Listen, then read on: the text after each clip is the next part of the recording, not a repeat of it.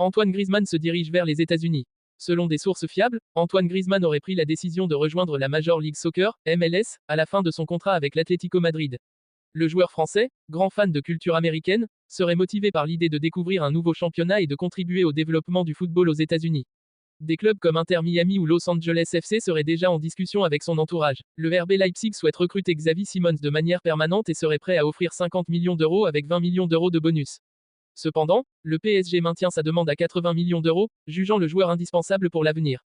Cette différence de valorisation complique les négociations, mais Leipzig pourrait revoir son offre, tant le jeune talent néerlandais est une priorité pour le club allemand. Le Bayern Munich met tout en œuvre pour attirer Florian Wirtz, le talentueux milieu offensif du Bayer Leverkusen. En plus d'une offre financière compétitive, le club mise sur son projet sportif solide et ses récents succès pour convaincre le joueur. Wirtz est vu comme un futur pilier de l'équipe allemande, et les négociations s'intensifient en coulisses. La sanction de Vinicius est tombée. Après les incidents récents en Liga, Vinicius Junior a écopé d'une suspension de 3 matchs, assortie d'une amende financière. Une sanction qui fait débat, certains estimant qu'elle est trop sévère compte tenu des provocations qu'il subit régulièrement sur le terrain.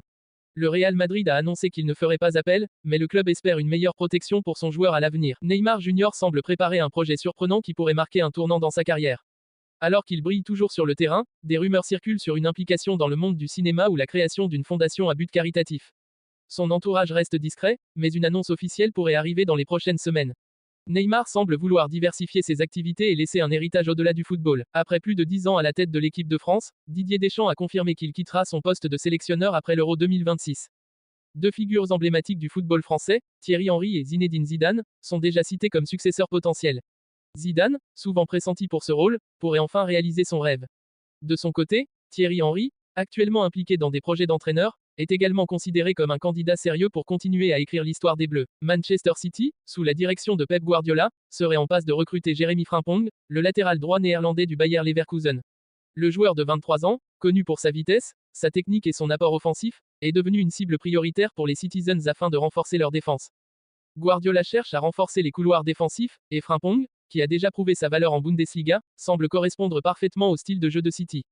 Avec son profil dynamique et son intelligence tactique, il pourrait apporter une nouvelle dimension à l'équipe, aussi bien en attaque qu'en défense. Une négociation en bonne voie. Manchester City aurait déjà initié des discussions avec Leverkusen, et l'accord pourrait être conclu autour de 45 à 50 millions d'euros.